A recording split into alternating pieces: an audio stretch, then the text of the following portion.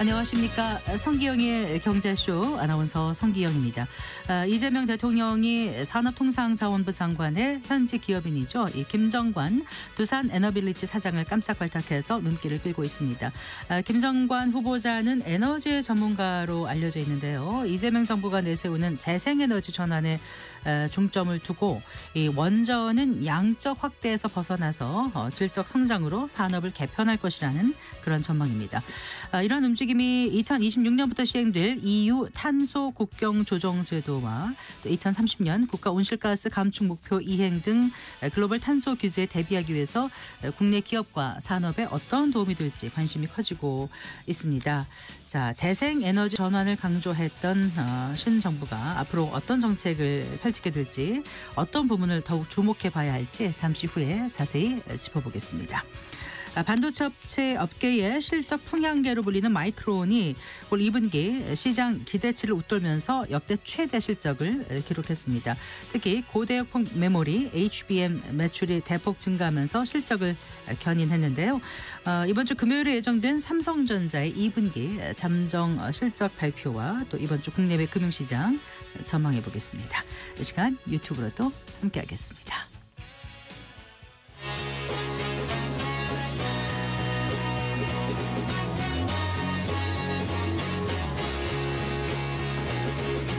경제 시야를 넓혀드립니다. 투자의 지름길을 안내합니다. 돈 되는 정보를 발견하는 시간. KBS 1라디오 경제쇼. 먼저 오늘의 주요 경제 뉴스 정리해드리겠습니다. 경제 뉴스 브리핑 손석구 경제평론가와 함께합니다. 어서 나오십시오. 네, 안녕하세요. 안녕하세요. 자, 오늘이 6월 마지막 거래일이었네요. 네, 그렇습니다. 혼조세로 마감됐죠. 네. 혼조세를 결국 마감은 네. 했어요. 근데 이제 코스닥 같은 경우는 장 막판까지 끝나기 몇 분 전까지도 모르겠더라고요. 상승 전환했다가 지금 끝난 결과는 일단 하락. 그랬군요. 마감을 또 했습니다. 네. 종가부터 말씀을 드리면 코스피는 0.52% 15포인트가 올라서요. 오늘 3070선을 그래도 회복을 했고요. 반면에 이제 코스닥은 0.01% 하락했습니다. 약보합 거의 정에 가까운데요. 781.50에 거래를 마쳤습니다. 일단 유가증권 시장 코스피를 보면요. 외국인은 오늘 6천억 원 넘게 매도를 했습니다. 네. 다만 이제 개인과 기관이 매수에 나서면서 지수 상승을 두 주체가 이끌었다 이렇게 보시면 되겠고요. 시총일이 삼성전자는 오늘 약세였습니다. 그래서 결국 6만 원 선을 내줬습니다. 다시. 네. 반면에 이제 SK하이닉스가 오늘 2%대 강세. 로 지수 상승을 견인했고요. 새 정부의 에너지 정책 수요에 대한 기대감이 오늘 좀 시장에 영향을 미쳤습니다. 그래서 2차 전지 대형주 위주로 2차 전지 섹터가 오랜만에 강세를 보인 특징도 있고요. 앞서 뉴스에 나왔지만 두산 에너빌리티 사장 출신 김정관 사장이 이재명 정부의 초대 산업부 장관 후보자로 지명되면서 이 영향으로 오늘 두산 에너빌리티가 거의 4%에 육박하는 강세를 나타냈고요. 두산그룹주도 동반 강세를 나타내는 특징을 보였습니다. 네. 자, 이제 하반기 시작됩니다. 하반기 증시를 이끌어갈 주요 이슈로는 어떤 것들이 있을까요? 단연 관세. 이제 다시 관세로 그러네요. 포커스가 옮겨갈 것으로 보입니다. 일단 트럼프 행정부가 지난 4월에 국가별 상호관세를 부여하고 90일간의 유예 기간을 주었는데 이제 그 유예 기간이 다음 달 8일에 끝납니다. 일주일 정도밖에 남지 않은 거죠. 유예 기간이 얼마 남지 않았지만 사실 미국은 영국을 제외하고는 관세 협상을 공식적으로 타결 지은 곳은 없는 상태인 거죠. 그래서 실제로 7월 8일 이후에 국가별 상호관세가 부과될지 아니면 유예 기간이 더 연장될지가 지금 변수로 떠올랐어요. 근데 이제 뉴스를 보면 헷갈려요. 왜냐하면 계속 시시각각 바뀌는 게 연장될 가능성이 꽤 커 보였다가 아닌 것 같기도 하고 아직은 좀 예측 불가합니다.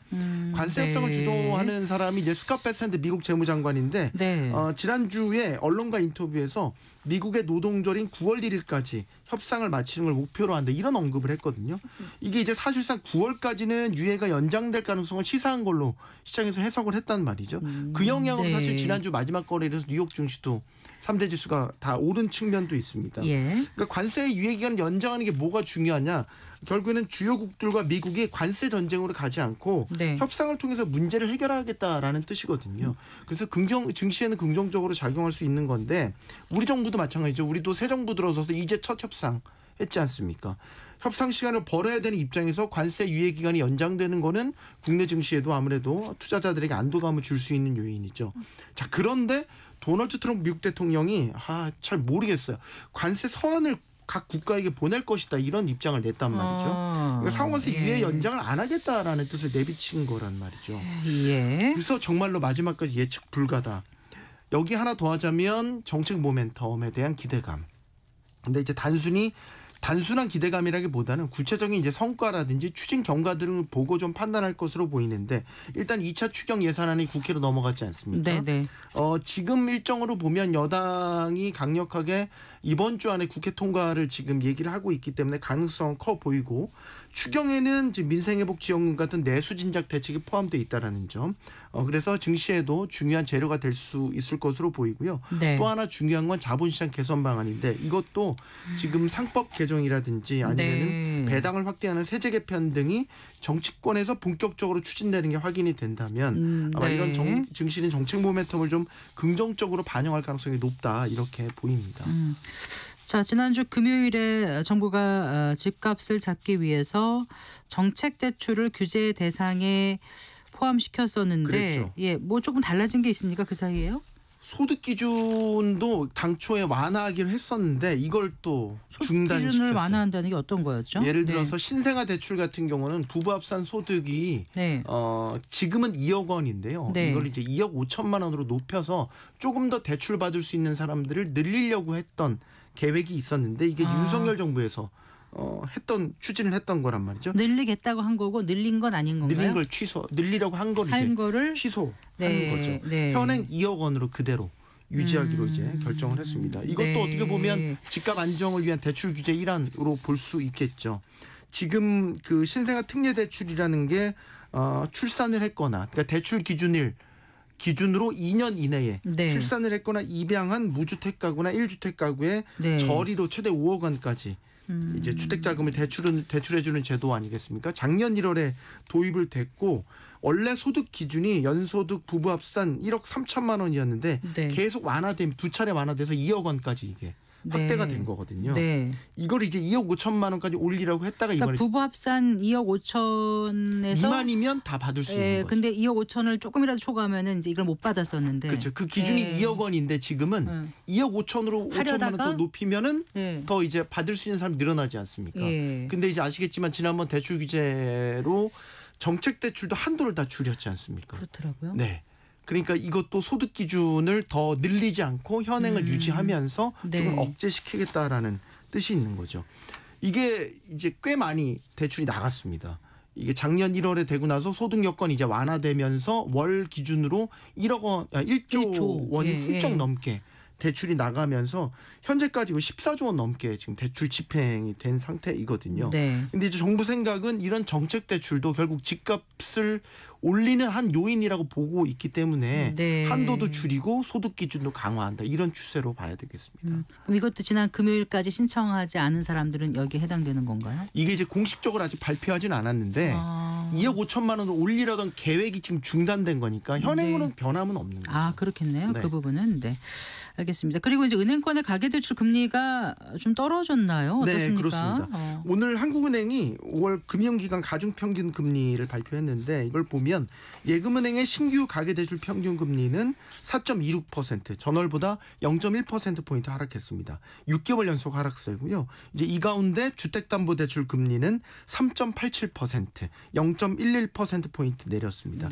주담대금리는 4개월 연속 하락세입니다.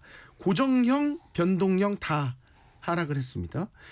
전세 자금 대출 금리도 3.7%로 전월 대비 0.11%포인트 떨어졌고요.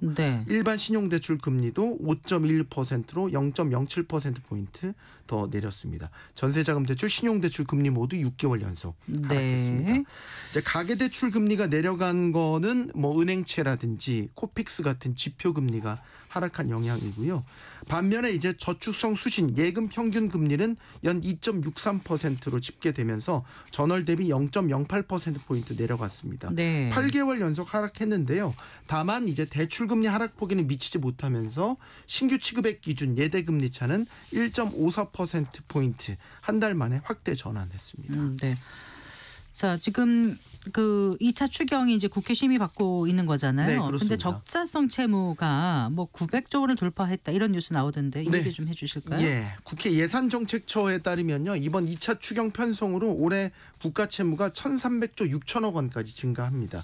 이게 지난해 결산과 비교하면 1년 사이에 125조 4천억 원가량 증가한 수치고요. 네. 자, 이 중에서 적자성 채무가 지난 1차 추경으로 인해서 900조 원이 넘어갔고 이번 2차 추경에서는 22조 6천억 원이 더 늘어나게 되면서 네. 총 923조 5천억 원의 적자성 채무가 집계가 됐습니다. 네. 이제 적자성 채무는 정부가 지출을 충당하기 위해 빌린 돈, 그래서 채무를 갚을 수 있는 대응 자산이 없거나 부족하기 때문에 앞으로 따지고 보면 국민 세금 같은 것들로 이제 상환을 해야 되는 그런 빚을 의미하게 되겠죠. 그러니까 이제 적자성 채무가 증가했다는 것은 결국 이제 국가 채무에 있어서 그 질 네. 이게 좀 나빠졌다 이렇게 봐야 되는 거 아닌가요? 그렇습니다. 이제 적자성 채무의 반대 개념이 금융성 채무가 있는데 네. 이거는 이제 우리 자본 개정상 전환시킬 수 있는 그 자산이나 자본이 있는 걸 말하는 거고요. 네. 적자성 채무는 말 그대로 갚아야 되는 채무인 거죠. 대표적인 게 이제 적자 국채 발행인 거죠. 적자성 채무 상승세가 최근 들어 급격히 가팔라졌는데 결산 기준 적자성 채무가 2019년에는 407조 6천억 원이었는데 2024년에 815조 4천억 원까지 늘었습니다. 그러면 코로나19 이 사이에 있었으니까 5년 만에 적자성 채무가 2배가 된 셈이죠. 이번 1, 2차 추경 재원 역시 대부분 이제 적자성 채무에 의존해서 마련했기 때문에 적자성 채무가 급증하게 되는 것이고요. 전체 국가 채무에서 이제 적자성 채무가 차지하는 비중 또한 71%를 기록해서 이제 네. 처음으로 70%를 넘어서게 됐습니다. 이제 적자성 채무가 안 좋게 보는 거는 일단은 국민의 실질적 상환 부담이 늘어나는 것도 있지만 지출이 늘어남에 따른 이 재정 운용의 경직성도 심화되는 거죠. 이자 비용 같은 것도 이에 따라서 같이 나가게 되니까요. 그런데 아직도 우리 정부 같은 경우는 적자성 채무를 어느 수준 이하로 관리해야 된다. 이런 정확히 목표치는 없는 상태고 이전 정부에서 그 재정 준칙에 대한 법제화를 논의할 때도 전체 이 적자에 대한 GDP 대비 퍼센테이지 관리 수치는 있는데 적자성 채무를 어떤 수준으로 관리하자 이런 거는 없었습니다. 아, 네. 그래서 이번에 예정처도 이런 점들을 지적하면서 구체적이고 실효적인 적자성 채무의 관리 목표나 방안을 제시할 필요가 있다. 이런 의견을 내기도 했습니다. 네. 잘 들었습니다. 고맙습니다. 감사합니다. 네, 경제뉴스 브리핑 손서구 경제평론가와 함께했습니다.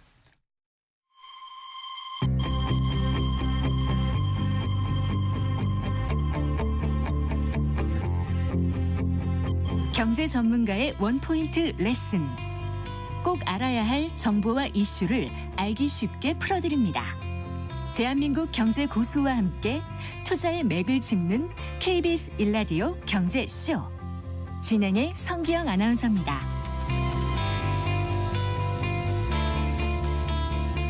4시 18분입니다. 산업통상자원부 장관 후보자의 원전 전문가로 알려져 있죠. 기획재정부 출신 정책통으로 불리는 김정관 두산 에너빌리티 사장이 지명되면서 이재명 정부의 에너지 믹스에 대한 관심이 지금 커지고 있습니다. 그 재생에너지 확대를 공약했던 이재명 대통령의 이번 파격적인 인사 배경도 살펴보고요. 또 신정부의 에너지 정책에 대해서 자세히 짚어보는 시간 가져보겠습니다. 한병화 유진투자증권 이사 스튜디오에 모셨습니다. 반갑습니다. 네, 안녕하십니까. 반갑습니다.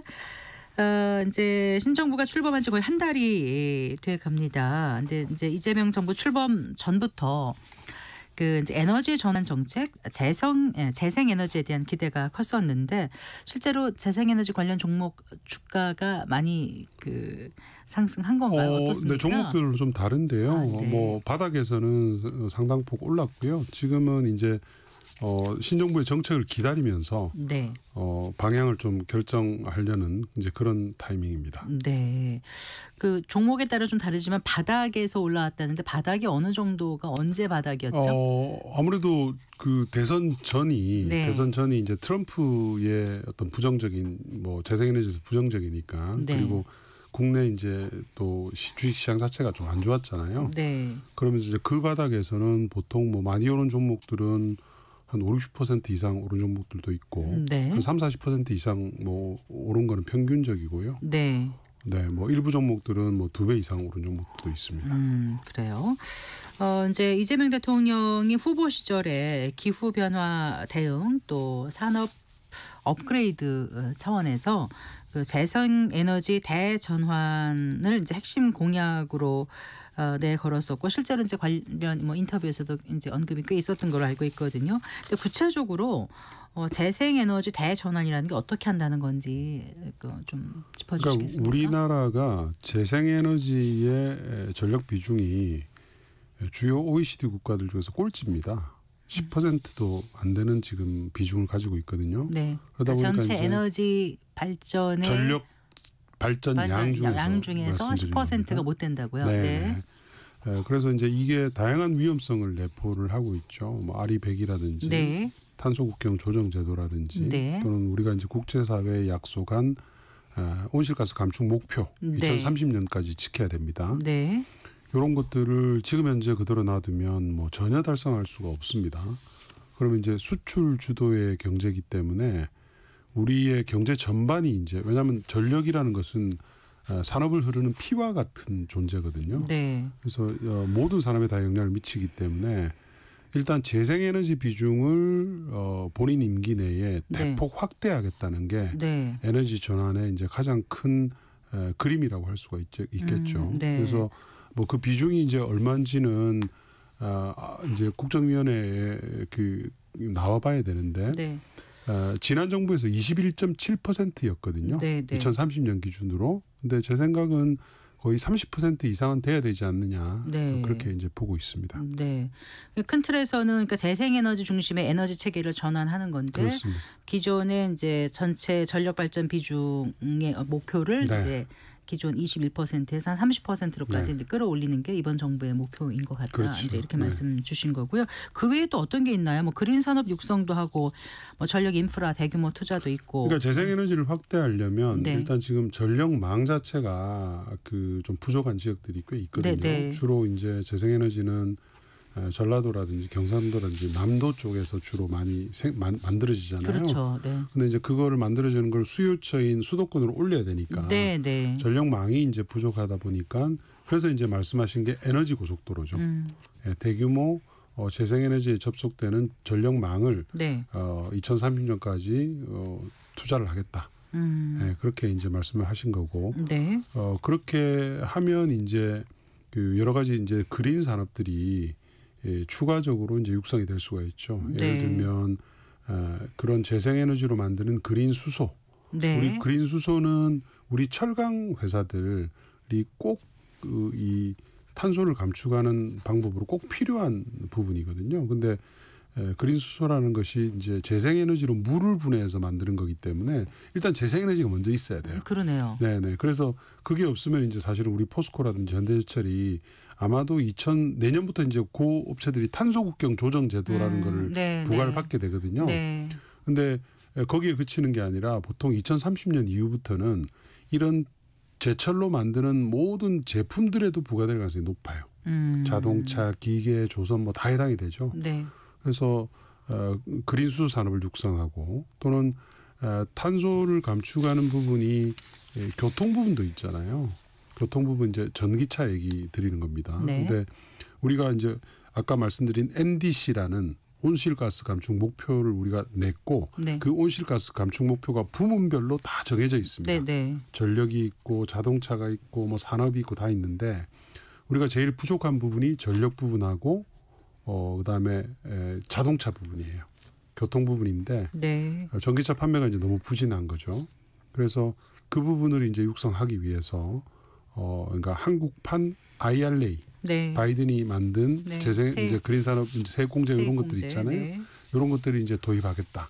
그렇게 이제 말씀하신 거죠. 예. 근데 이제 과거 정부에서도 보면 이제 여러 가지 계획, 이제 그 프로젝트가 많이 있었는데 지나고 보면 약간 좀 이런 표현은 그렇습니다만 유야무야 된다 그럴까? 크게 진전이 되지 않았을 때도 있었거든요. 네, 이번엔 맞습니다. 좀 달라질까요? 어떻게 보세요? 이번에는 네. 달라지지 않으면 제가 계속 말씀드리지만 우리 국가 경제 자체가 위험해져요. 그러니까 예를 들면 아리백이라는 것도 네. 우리 기업들의 고객사들이 다 하는 거잖아요. 네. 근데 보통 2030년 정도부터는 자기가 하는 아리백 말고 자기한테 납품하는 기업들까지도 대부분 다 지금 어떤 그 규제 같은 걸 합니다. 그러니까 기업이 사용하는 모든 전력을 재생에너지로 네. 바꾸겠다는 거잖아요. 그게 이제 2050년까지. 아리백이죠. 근데 네. 이제 그 1단계로 자기가 사용하는 전력은 대부분 다 바꿨어요. 우리의 고객사들인 빅테크들, 네. 뭐 애플이라든지 구글이라든지 이런 네네. 업체들이 근데 이제 그거를 넘어서 자기한테 납품을 하는 공급사들한테도 그걸 갖다가 규정을 갖다가 만들어서 적용을 합니다. 그러니까 우리 기업들이 그런 규제에 따라가지 못하면 고객에서 이제 탈락하는 거죠. 고객군이 없어지는 거 아니에요. 그러니까 뭐 아까 얘기한 NDC도 마찬가지죠. 유럽이나 미국이 우리나라한테 예전에는 그냥 무역 장벽을 세웠잖아요. 트럼프 같이 관세. 근데 이제 거기에서 벗어나서 이제는 탄소 장벽을 세우거든요. 네, 네. 그러면 우리는 뭐라고 얘기할 게 없잖아요. 그러니까 그런 것들이 보통 2030년에 집중이 되어 있습니다. 예. 그러니까 이재명 정부 말까지 뚜렷한 성과를 보이지 못하면 과거에 뭐 했던 것처럼 뭐 그냥 유야무야되고 뭐 흘러가고 이래버리면 국가 경제 전체가 사실은 굉장히 큰 위기에 빠집니다. 네. 이번에 이제 김정관 두산 에너빌리티 사장이 이제 신정부의 첫 산업통상부 장관 그 후보자에 지명이 되지 않았습니까? 이것만 봐도 그 현 정부 에너지 정책 기조를 어떻게 가져가겠다라는 뜻이 좀 보이는 것 같아요. 네. 그거는 조금 오해가 있으십니다. 그런가요? 왜 그러냐면 그러니까 과거에는 산업부 장관이 에너지 부분을 다 총괄을 했잖아요. 근데 이번 정부에서는 기후 에너지부가 총괄을 하게 됩니다. 네, 신설이 될 예정이죠. 네. 환경부의 기능과 산업부의 에너지 기능을 가져와서 에너지 부분을 아마 기후 에너지부에서 관장을 할 것 같거든요. 네. 그러니까 이제 산업부 장관이 하는 거는 산업의 육성에 달려 있습니다. 그래서 김정관 사장은 그리고 원래 에너지 전문가가 아니죠. 그냥 그분은 이제 기재부 네. 출신이고 네. 국제금융에 아주 이제 특출난 특기가 있으십니다. 물론 뭐 막판에는 뭐 두산 에너빌리티 있었기 때문에 네. 원전에 대해서 뭐 어느 정도 메커니즘은 익히셨겠지만 그런 어떤 산업의 어떤 그 계획을 좀 잘 짜라 이런 측면에서 이제 사실은 네. 그 선임이 됐다고 봐야 되겠죠. 그런데 네. 시장에서는 아무래도 이제 두산 에너빌리티가 가진 상징성이 있기 때문에 그거와 오늘 이제 주가도 많이 상승했다고 그렇게 하던데요. 이제 그 이해를 하시는데 그거는 이제 만약에 그게 이제 정당화되려면 지금 김정관 사장이 있으면서 원전 부분은 네. 산업부에서 계속 한다. 네. 이제 이런 게 있으면 그러면 그런 시그널이 될 수도 있겠다. 그걸 이제 고려하고 했다면. 네. 근데 그거는 기후 에너지부를 만드는 그런 어떤 큰 대의에 약간 맞지가 않는 것들이기 그래요. 때문에 네. 저는 뭐 그렇게 해석하지는 않습니다. 일단 네. 알겠습니다. 네. 혹시 이제 그 현 정부가 이제 AI 개발을 이제 정말 신경을 쓰겠다고 계속 천명하고 있지 않습니까? 네. 그런데 막상 이제 데이터 센터 개발 이런 걸 하려면은 정말 어마어마한 전력이 필요하다면서요. 네. 결국 또 재생에너지는 정책 순위에서 좀 밀리게 되지 않나 벌써부터 걱정하는 분들도 계신데 그 부분에 대해서는 어떻게 보십니까? 그것도 완전히 잘못된 왜곡된 뉴스입니다. 네. 최근에 빅텍들이 주로 AI 데이터 센터를 만들잖아요. 그 친구들한테는 제일 우선순위가 재생에너지입니다. 왜냐하면 제가 아까 아리백 기업들이라고 말씀드렸잖아요. 네. 그래서 뭐든 뭘 하든지 재생에너지 구매 계약을 먼저 하고 네. 그다음에 데이터 센터를 이제 건설을 합니다. 그래서 부족한 전력, 이제 천연가스하고 뭐 일부 원전도 하고 하는 거죠.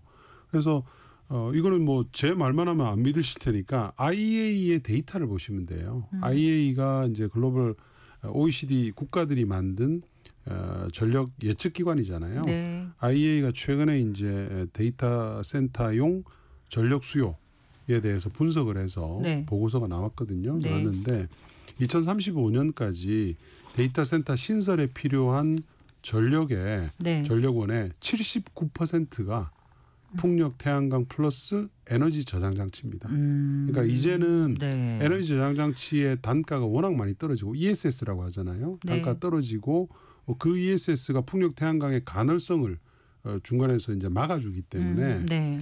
데이터 센터도 충분히 풍력, 태양광으로 할 수 있죠. 가널성이라는 게 어떤 의미였습니까? 그러니까 태양광 같으면 네. 밤에는 이제 안 되잖아요. 그러니까 쉬는 그리고, 시간. 그리고 네. 풍력은 또 바람이 많이 불 때는 되지만 안 불 때는 안 되니까. 그럴 때 이제 미리 만들어진 전력을 저장을 해놨다가 네, 네. 안 될 때 이제 방출을 하는 거죠. 네. 그래서 그런 부분들이 지금은 워낙 단가가 많이 떨어져 있어서 ESS와 풍력 태양광을 합친 단가가 네. 다른 비교되는 발전원, 천연가스라든지 석탄에너지보다 더 쌉니다. 그래요? 네. 우리나라는 이제 하지 않았기 때문에 비싼 거죠. 네. 그러나 미국은 이미 지금 그렇게 싸져 있고요. 원전은 뭐 사실은 그거하고 비교할 수 없을 정도로 비싸고요. 근데 그는 태양광이나 이제 풍력 같은 거를 발전소를 다 만든 다음에 네. 그 다음에 이제 생산량을 대비할 때 싼 겁니까? 아니면 전체 투자서부터 모든 거를 탄생부터 끝까지 그걸 할 우리가 때? 이제 LCOE라고 해요. 생애 주기 발전 원가라고 합니다. 네. 그 발전 원가를 다 했을 때 실제로 풍력 싸요. 태양광이 압도적으로 싸죠. 그렇군요. 네. 그런 지가 좀 됐습니다. 네. 근데 그 산업부 업무 보고에서 에너지 분야에서 재생에너지 확충 노력, 에너지 고속도로 건설, 또 그 RE100 산단 추진 이런 내용을 담았다고 하는데 지금 보시기에 이사님께서 가장 그 필요한 게 뭐라고 보십니까? 일단은 목표를 먼저 확실하게 세워야 되겠죠. 재생에너지에 지금 우리 목표가 21%밖에 되질 않으니까 네. 그 목표를 30% 이상으로 확실하게 채우고 그거를 이제 어떻게 실현할 건지에 대해서 네. 좀 그 연도별로 예전에는 보면 그냥 뭐 몇 년까지 하겠다. 그냥 그런 선언적인 그 구호에 그치잖아요. 근데 그렇게 하면 안 되죠, 이제는. 이제는 5년밖에 안 남은 이 시간 동안에 네. 우리가 뚜렷한 성과를 얻어야 되기 때문에 네. 굉장히 세세한 어떤 그 실행 방안이 필요합니다. 그 왜 올해 그 전기본 있잖아요. 전력 수급 네. 기본 계획 11차 거기 나온 거를 보면 어떻습니까? 그거는 너무 부족하죠. 그게 이제 아까 제가 말한 21%예요. 네. 21%고 사실은 그대로 가면은 우리는 뭐 지금 상태에서 벗어나지 못합니다. 그래요. 근데 지금 말씀하신 대로 이렇게 그 몇 년 안에 뭘 하겠다 이러지 않고 지금 조밀하게 이번 연도에 어떻게 그렇죠. 하고 올해는 뭘 어떻게 하고 다음 연도 어떻게 그런 해요. 맵은 아직 지도는 하나도 나온 게 없습니까? 이제 나와야 되겠죠. 나와야 되고 그건 어느 부서에서 주축을 해야 된다고요? 그거는 뭐 당연히 기후에너지부가 해야 되는데 지금 초기에는 아직 이제 조직이 안 꾸려졌잖아요. 네. 그래서 아마도 산업부에 2차관, 네. 제2차관이 주도가 돼서 네. 에너지 부분은 거기서 먼저 밑그림을 그리고요. 네. 그다음에 기후에너지부하고 합쳐질 예정입니다. 네. 그 산업부 2차관의 그 이호연 산업통상자원 정책실장이 발탁되는 거죠. 잘 하세요. 예. 왜냐하면 이호연 실장님이 그 그러니까 윤 정부 막판에 네. 사실은 굉장히 혼란스러웠잖아요. 혼란스러웠는데 에너지 3법을 다 네. 통과를 시켰거든요. 아, 해상풍력 네. 특별법, 전력망 특별법, 네. 그다음에 원전의 고준위 방사성 폐기물 특별법. 네. 그래서 이제 그런 이제 이력이 좀 있기 때문에 네. 아마 잘하실 것 같습니다. 예. 네. 알겠습니다. 그러면 이제 그 공약대로 잘 추진이 차근차근 된다라면은 아까 말씀하신 30%까지 재생에너지 그 발전 비중이 가능하다고 보세요. 항상 이 목표는 굉장히 어려운데요. 어려운데 그렇게 달성될 수 있도록 노력을 해야죠. 지금 우리가 연간 풍력 태양광을 합쳐서 3기가 정도밖에 설치가 안 되고 있어요. 그런데 이게 이제 이재명 정부 안에서는 10기가까지 올라가도록 5년 내에 하겠다는 거잖아요. 그렇게 만들어야 됩니다. 그러면 지금보다 거의 3배 정도 늘어난다고 단순 그렇습니다. 생각하면 그런 거잖아요. 이게 가능해요? 다른 나라는 얼마 만에 이렇게 증설이 가능했습니까? 그거는 뭐 국가들마다 다른데 네. 미국은 지금 1년에 한 50기가와트 아워 이상 50기가와트 정도를 설치를 하고 있고요. 네. 유럽도 뭐 비슷합니다. 중국은 1년에 수백 기가를 설치를 하고 있고요. 그러니까 풍력 태양광 그러니까 전체 신규 발전 설비가 있잖아요. 네. 연도별로 세워지는 작년도에 전체 새로운 발전 설비의 89%가 풍력 태양광이었습니다. 거의 민간에서 설치 때는까지 따지면 네. 600기가와트 아워 정도가 설치가 됐어요. 1년 한 해에만. 네. 올해는 한 700기가 정도를 보고 있어요.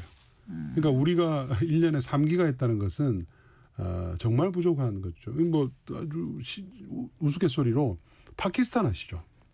파키스탄이 아시아의 어떻게 보면 약간 빈국 중에 하나잖아요. 네. 작년도에 파키스탄에서 수입한 태양광 모듈이 17기가입니다. 17기가? 네. 우리나라가 작년에 태양광 설치량이 3기가 정도밖에 안 됐어요. 네. 그러니까 파키스탄이 자국의 그러니까 파키스탄이 자국 농민들이 네. 사용하려고 네. 왜냐하면 전력 요금이 굉장히 많이 올랐어요. 오르다 보니까 사용하려고 이제 수입을 한 거죠. 그러니까는 얼마나 지금 세상이 재생에너지 위주로 돌아가고 있는지를 알 수가 있죠. 그런데 우리나라에서 가장 적합한 재생에너지는 어떤 거예요? 이렇게 믹스가 좋은 거예요? 아니면 어떻게 보세요? 뭐 아무래도 땅이 부족하기 때문에 네. 사실은 해상 풍력이 가장 적합하죠. 우리는 근데 산면이 바다라서 해상 풍력이 좋다고는 하는데 이게 네. 바다에서 아까 말씀하신 끌어올리는 거 필요한 대로 가는데 그게 이제 좀 비용이 많이 든다고 하는데 비용이 들죠. 비용이 듭니다. 들고 우리는 비싸고요. 비싼데 사실은 왕도는 없습니다. 많이 설치를 해서 네. 규모의 경제로 단가를 떨어뜨리는 방법밖에는 그런 거를 이제 20년 전부터 유럽과 미국이 했죠. 네. 그래서 지금은 이미 굉장히 낮아져 있고요. 다만 이제 태양광이 지금 정부에서 영농형 태양광이 시행이 될 가능성이 높아요. 영농형. 그러니까 네. 농지에다가 네. 농산물의 이 작황 이 경작과 태양광을 같이 하는 겁니다. 예. 근데 그 원전에 비해서 재생에너지 가격은 어떤 거예요? 우리는 높죠. 네. 우리는 높은데 근데 이제 그거는 우리가 좀 약간 반영이 덜 된 비용들이 원전에는 꽤 있습니다. 예를 들면 사고가 났을 시에 그 처리해야 되는 비용, 그다음에 폐기물을 갖다가 보관하는 데 드는 비용 이런 부분들은 완전히 100% 반영이 안 돼 있거든요. 그런 부분들을 반영을 하고 재생에너지는 지금 우리나라 설치가 없기 때문에 네. 단가가 비싼 거거든요. 그래서 이게 이제 일정 부분 설치를 하고 난 뒤에 규모 경제를 어느 정도 갖추고 난 뒤에 서로 비교를 하는 게 맞죠. 네. 혹시 이거 하나 여쭤볼게요. 대선 후보 토론에서 이제 논의가 됐던 건데 풍력 위주 정책이 자칫 그 중국 기업의 이익을 크게 해서 재생 에너지로의 전환은 산업 경쟁력을 해칠 수도 있다 이런 주장에 대해서는 어떻게 보세요? 이준석 후보가 그 얘기를 했었죠. 대단히 잘못 알고 있는 그 정보입니다. 풍력은 일단 국내가 시장이 없어요. 설치량이 거의 없기 때문에 1년에 우리가 0.2에서 3기가 정도 설치를 하기 때문에 시장이 없고요. 해상풍력이 이제 앞으로 열리는데 그 해상풍력에 있어서는 산업부가 이미 그 대안을 만들어 놨어요. 국내 기자재를 사용하면 네. 입찰을 유리하게끔 하는 조항들을 여러 가지를 마련해 놓고 있어서 이런 기자재를 생산하는 국내 업체가 꽤 많이 있습니까? 우리나라는 중국을 제외하고 네. 풍력, 태양광, 배터리, 수소 할 것 없이 모든 그린 산업이 가장 앞서 있습니다. 네. 태양광은 물론 중국이 워낙 압도적이라서 국내를 많이 잠식을 했는데 네. 과거 문재인 정부 때는 아까 제가 말씀드린 그런 여러 가지 조치들을 하면서 국내 업체들이 국내에다 많이 팔았어요. 그러니까 그 점을 다시 이제 원상복구를 하면 되는 거죠. 알겠습니다. 자, 그 국내 재생 에너지 산업에 대한 전망 잠깐 해봤는데 투자자 입장에서 어떻게 접근하면 좋을까요? 아무래도 증권사에서 투자자들은 네. 일단 최근에는 보면 트럼프가 이제 원전 얘기를 계속 했기 때문에 원전주들이 주가 굉장히 많이 올랐어요. 많이 올랐는데 제가 봤을 때는 원전은 해결해야 될 난제들이 있거든요. 비싸다 그리고 너무 오래 걸린다. 예. 그러니까 그런 점을 해결을 해야 되는 난제는 사실은 도외시하고 주가가 너무 단기간에 많이 올랐습니다. 그래서 원전주에 대해서는 지금은 저는 조금 조심하시는 게 좋겠다 그렇게 말씀드리고 네. 반면에 이제 국내에 있는 해상풍력 관련주라든지 특히 이제 국내 시장에 특화된 업체들. 그러니까 미국은 트럼프가 이슈가 있기 때문에 트럼프는 네. 이제 재생에너지 계속 반대하고 있잖아요.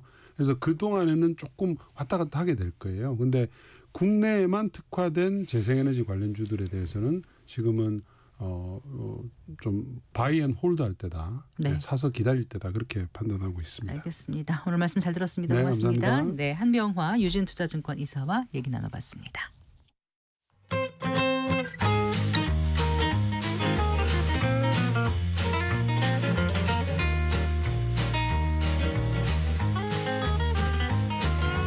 경제 맛집 투자 핫플. 지금은 돈 벌기 딱 좋은 시간.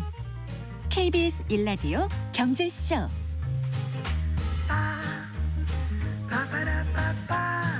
4시 40분입니다. 한 주간 주식시장에 영향을 줄 주요 이슈와 일정 살펴보고 현명한 투자 전략도 짚어보겠습니다. 주간 증시 동향 오늘도 LS증권 리테일사업부의 염승환 이사와 함께하겠습니다. 어서 나오십시오. 네, 안녕하세요. 안녕하세요. 지난주 미국 증시부터 다시 한번 좀 되짚어볼까요? 지난주는 이제 미국 증시가 아주 좋았습니다. 좀 부진했다가 지난주에 다우가 3.82% 올랐고요. S&P 500 지수가 3.44%, 나스닥이 네. 4.25%. 주간. 네, 주간 기준입니다. 네. 그래서 계속 오르면서 S&P 500 지수는 이제 역사상 최고가를 이제 경신을 했습니다. 네. 미국도 좀 올해 부진했는데 이제 지금 6월 들어서 좀 추격을 하기 시작했고요. 특히 지난주에 좀 가장 좋았던 기업은 역시 엔비디아가 네. 9.66%나 올라가서 역시 사상 최고가를 경신을 했고, 테슬라가 조금 부진했습니다. 그냥 보합 정도에 좀 끝났고요. 다만 이제 지난주에 제일 핫했던 건 그 스테이블 코인 네. 이슈가 좀 있어서 네. 코인베이스 같은 기업들은 14% 올랐는데, 다만 이제 그 이 코인 발행사죠, 서클 인터넷 그룹은 최근에 워낙 많이 올라서 그런지 지난주는 마이너스 한 25% 와. 하락하면서 마이너스 25%. 그러니까 이게 막 급등락이 되게 심한 예. 그런 한 주였고, 어쨌든 지금 미국 증시가 강한 이유는 중동 전쟁 리스크가 일단 좀 끝났잖아요. 그게 이제 유가를 안정화시켰고, 거기다가 AI가 우리 뭐 기억하시겠지만 딥시크 때문에 이제 좀 주는 거 아니냐 지출이, 이런 걱정도 했었죠 한때. 네. 근데 아니었던 거죠. 지금 AI 지출은 계속 늘어나고, 네. 그러면서 엔비디아 주가가 좀 올라가면서 이제 미국 증시는 이 굉장히 좀 좋은, 이번 지난주는 긍정적인 흐름을 좀 보였습니다. 그리고 관세 협상 유예 기간 7월 9일에서 좀 연장될 거라는 그런 기대가 또 시장에 있어서요. 근데 좀 약간 걱정되는 거는 이제 나라별로 그거를 보내겠대요. 관세율을 적어서 네. 보낸다고 하는데 최소 10에서 최대 50%래요. 근데 우리나라에 어떤 숫자가 적혀 있을지 그건 좀 지켜봐야 되겠습니다. 네. 그래서 사상 최고가면 6,000 S&P가 네. 6,173 이렇게까지 올라와 네, 있는 맞습니다. 상태군요. 네. 네. 자, 엔비디아가 이제 사상 최고가 경신한 거 맞죠? 네, 사상 최고가입니다. 예. 그러면 이제 어느 정도까지 갈까? 이 목표가를 증권사들은 어떻게 제시하고 있는지 궁금해요. 그러니까 지금 엔비디아에 대해서 지금 목표 주가를, 그러니까 지난주에 사상 최고가 갔던 이유 중에 하나가 미국의 한 증권사 이제 루프 캐피탈이라고 하는데, 여기 애널리스트가 엔비디아 목표 주가를 $250로 상향 조정을 했거든요. 네. 그때 당시엔 $140대였는데 네. 이제 목표 주가 올리면서 이제 $150를 넘어갔죠. 그리고 목표 시총이 무려 6조 달러입니다. 6조 달러면은 우리나라 돈으로 8,400조 정도 되는 거라서, 그러니까 한 기업의 시가총액이요. 우리나라 GDP 한 3배 가까이 되는 것 같은데요. 어마어마한 수치죠. 지금 사실 뭐 상상이 안 되는 숫자인데 예. 이걸 제시를 했어요. 근데 그 이유가 AI 뭐 데이터 센터 이제 수요가 급증하고 있기 때문에 네, 네. 가능하다. 그리고 뱅크 오브 아메리카도 이제 지난주 수요일에 보고서 썼는데, AI 데이터 센터 시장이 올해 2,560억 달러 정도 된대요. 규모가. 내년이 2030년이죠. 8,230억 달러로 거의 한 4배 가까이 네. 이제 급성장하는데, 예. 이 중에 80%가 AI 반도체에 들어간대요. 데이터 센터 전체 시장에서. 이 중에 대부분은 엔비디아가 또 차지할 가능성이 높죠. 네. 그러다 보니까 이런 이제 엔비디아에 대한 이제 낙관론들, 또 JP 모건이 최근에 그 168명의 네. 기업 최고 정보 책임자들 대상으로 또 설문조사를 한 게 있대요. 여기서도 향후 3년간 이제 물어본 거죠. AI 지출 어떨 것 같냐. 향후 3년 동안은 굉장히 크게 급증할 것 같다. 네, 결국 반도체에 긍정적일 것 같다. 네. 그러니까 이런 내용들이 이제 다 교집합으로 작용하면서 엔비디아 주가를 이렇게 좀 끌어올리는 그런 좀 배경이었다라고 생각하시면 좋을 것 같습니다. 네. 그래요. 그런데 이제 어떻습니까? 금요일에 나이키가 많이 올랐죠. 네, 15% 올랐습니다. 그리고 팔란티어? 네, 팔란티어는 또 10% 폭락. 네. 근데 배경을 좀 설명해 주세요. 왜냐하면 이제 나이키도 예전에, 지금은 좀 덜하지만 예전에도 한참 이제 주가 좋을 땐 개인 투자분들이 많이 투자하셨던 기업 중에 하나인데 주가 많이 빠졌었죠. 근데 실적은 아직 안 좋은데 하루에 갑자기 15% 올랐다는 배경은, 일단 이제 드디어 실적이 좀 바닥을 찍었다라는 그런 좀 전망이 나왔고 특히 중국 비중이 좀 높은 회사잖아요. 중국에서 신발을 만들어서 네. 미국으로 이제 수입을 하고 있는데 이게 전체 신발의 16%가 중국산 정도 돼요. 근데 이제 아무래도 관세 우려가 있다 보니까 중국산 비중을 좀 낮출. 예, 실제로 이걸 발표를 어떻게 했냐면 중국산 비중을 10% 이하로 낮추겠다. 아하. 이렇게 이제 발표를 했습니다. 그러니까 이제 시장이 좀 환호한 거죠. 아, 이제 최악은 지났구나. 그러니까 이게 주식 투자할 때 좀 이게 항상 염두에 두실 게 아무리 실적이 좋아도 지금이 최고면 빠져버려요. 급나가고. 이게 되게 아이러니하지만 지금 나이키 실적 별로 안 좋거든요. 네. 근데 주가가 그냥 15% 급등해 버렸어요. 참. 왜냐하면 이제 최악 지났다. 이제 더 나쁠 게 뭐 있냐. 이제 이러면 또 반등하거든요. 그래서 나이키는 이제 향후 실적에 대한 기대감으로 올랐고 반면에 이제 팔란티어가 정말 미국에서 정말 핫했던 기업인데 주가가 10%나 갑자기 빠져서 다들 놀라셨겠지만 이유는 뭐냐면은 저는 좀 핑계라고는 좀 보지만 중동 분쟁이 이제 트럼프 대통령이 나토 회의에서 이제 끝났다. 중동. 이제 분쟁 끝난 것 같다.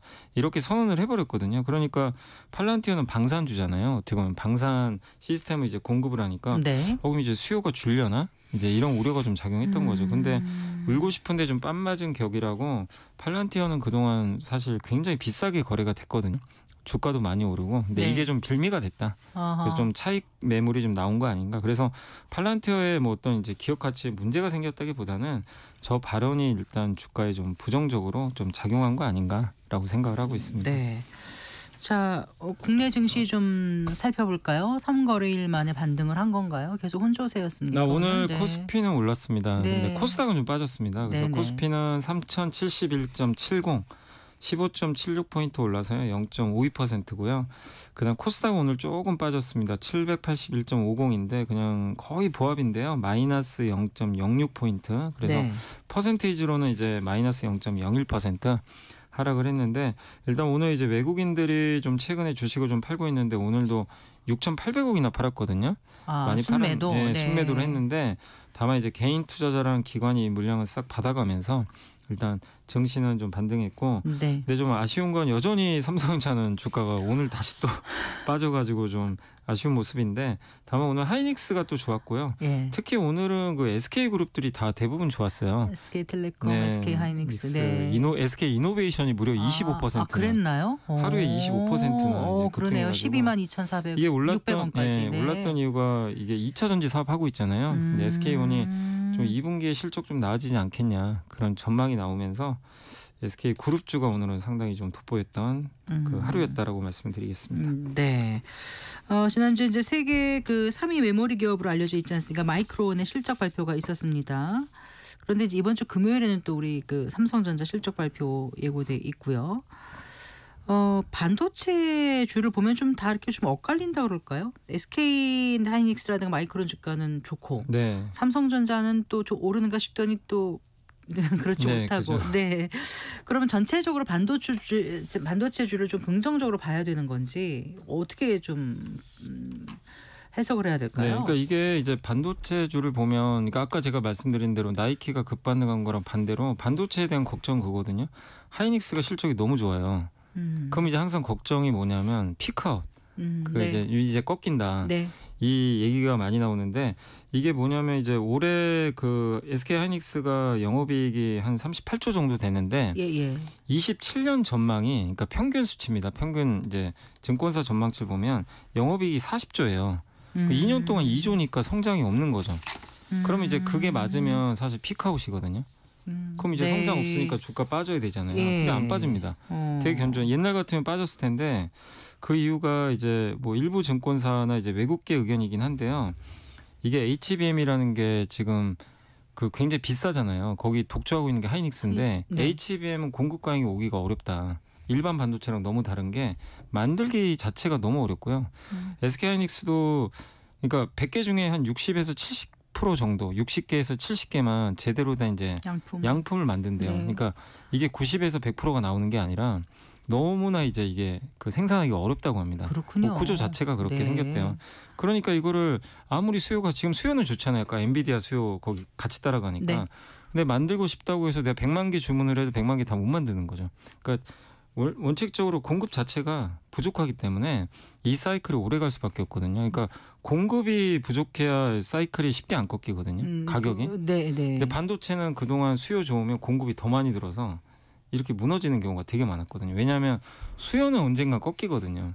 근데 그때 공급이 이제 뒤따라서 늘어버리니까 굉장히 공급 강이 심했던 거죠. 근데 이거는 수요가 좀 줄더라도 공급이 기본적으로 증가를 못하는. 네. 예. 그래서 그런 이제 전망이 나오다 보니까 JP모건 같은 데는 27년도 영업이익 전망을 60조로 해놨어요. 네. 지금 우리나라 증권사들은 이제 40조인데 그러니까 이 차이가 이제 아마 그런 데서 벌어지는 거 아닌가. 그래서 어떻게 될지 모릅니다. 뭐 2년 후에 우리가 반도체를 모르지만 분명히 과거랑 지금 HBM 이제 관련해선 반도체가 옛날 그 부분보다는 확실히 HBM으로 넘어가면서 뭔가 좀 과거랑 달라지고 있다. 네. 그래서 그 부분에 좀 집중하신다면 반도체 그냥 실적 좋으니까 이제 피크아웃 아닌가 이런 논리보단 네. 새로운 변화도 한번 우리가 주목해야 되는 거 아닌가. 그래서 삼성전자는요? 삼성전자 HBM을 지금 못 따라가니까 주가가 좀 답답한데 그러니까 예. 따라가겠죠. 언젠가 갈 텐데 예. 그 시기가 자꾸 지연돼서 좀 네. 뒤처지고 있는 것 같습니다. 네, 금리 인하가 어떻게 될지 좀 전망을 해봤으면 좋겠어요. 미국에서도 그 논쟁이 좀 한창이지 않습니까? 네. 뭐 조기에 차기 연준 의장을 발표할 것이다 이런 얘기도 들리던데요. 네. 이게 압박용이죠. 지금 트럼프 대통령은 뭐 저번에 말씀드렸지만 파웰 의장 바보라고 그러고 왜 금리 안 낮추냐. 심지어 주말엔 뭐라고 했냐면 금리가 지금 미국 금리 4.5잖아요. 1%대로 낮추래요. 당장. 지금 낮춰야 된다. 근데 이 그 가을경에 차기 연준 의장을 발표한다는 거는 원래 임기가 내년 5월까지거든요. 네, 좀 많이 남았죠. 네, 많이 남았는데 발표를 해서 미리 선임하는 건요. 파웰 의장의 입지를 완전 이제 좁히는 거죠. 그래서 영향력을 행사하기 어렵게 네. 만드는 건데 아마 금리 인하를 그러니까 본인도 그랬어요. 금리 인하를 굉장히 선호하는 사람은 안 칠 거다.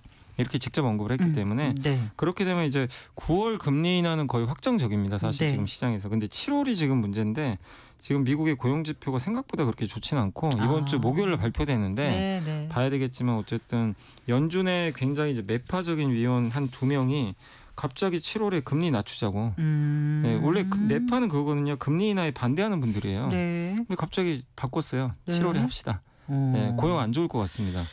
그래서 파웰 의장과 좀 반대 의견을 펼치고 있는데 네. 그러니까 시장은 일단 아직까지는 9월로 보고 있지만 혹시 이번 주 목요일 날 고용 지표가 안 좋게 나오면 7월 인하 가능성도 상당히 높아질 수 있다. 그렇군요. 이렇게 일단 봐야 될 것 같습니다. 최근 개인 투자자들의 순매수 1위가 곧버스라는 그런 통계가 있다면서요. 네, 이제 맞습니다. 시장이 이제 급등하다 보니까 아무래도 하락에 베팅하려는 그런 수요가 꽤 큰 것 네, 같긴 맞습니다. 한데 이게 어떻게 보세요? 저는 좀 약간 위험하지 않나 싶어요. 아. 왜냐하면 지금 제가 생각해도 너무 강하거든요. 시장이. 잘 안 밀립니다. 오늘도 그냥 한 이틀 딱 쉬고 또 바로 올라버렸거든요. 그래요. 어쨌든. 왜냐하면 네. 대기 매수가 너무 강해요. 사실 시장에 지금 돈이 많이 풀리다 보니까. 네. 근데 이제 곧버스는 그거죠. 하락에 베팅하는 건데 2배죠. 2배. 그러니까 지수가 1% 빠지면 2배 수익 나는데 1% 오르면 마이너스 2% 손실 보니까 네. 굉장히 위험한 상품은 맞는데 잘 맞추면 또 수익은 내시겠지만 지금 단지 지수가 많이 올랐단 이유만으로 좀 곧버스 투자하는 건 좀 왜냐하면 한 번 더 시장이 위로 열려버리면 네. 굉장히 큰 손실을 볼 수 있고 그 대선 이후로 곧버스 지금 이제 그 수익률이 마이너스 27.1%예요. 수익률이. 그래요? 네, 왜냐하면 이제 증시가 많이 급등했기 때문에. 그래서 일단 지금 오르는 이유는 여러 가지 있잖아요. 코리아 디스카운트 해소, 유동성, 또 미국 시장도 견조하고 그렇기 때문에 어쨌든 곧버스를 이렇게 계속 늘려가는 것 자체는 저는 조금 지금 뭐 물론 빠지면요 수익은 나시겠지만 좀 위험하지 않나 이렇게 좀 개인적으로 생각은 하고 있습니다. 네, 고용지표 아까 나온다고 말씀해 주셨는데 그 네. 외에 다른 좀 주요 일정 소개해 주세요. 끝으로. 네, 그래서 이제 내일 같은 경우는 한국의 6월 수출 데이터 나오고요. 그다음 미국의 ISM 제조업 지수 나오고 7월 3일이 이제 미국의 6월 고용 보고서 나오니까 요거 참고하시면 되겠고 7월 4일은 참고로 독립기념일 휴장입니다. 미국은. 아, 그러네요. 네, 그리고 네. 삼성전자 그날 2분기 실적 발표 참고하시면 되겠습니다. 알겠습니다. 잘 들었습니다. 고맙습니다. 네, 감사합니다. LS증권 리테일 사업부의 염승환 이사와 함께했습니다. 마칠 시간입니다. 성기영의 경제쇼 오늘 순서 여기까지입니다. 아나운서 성기영이었습니다. 고맙습니다.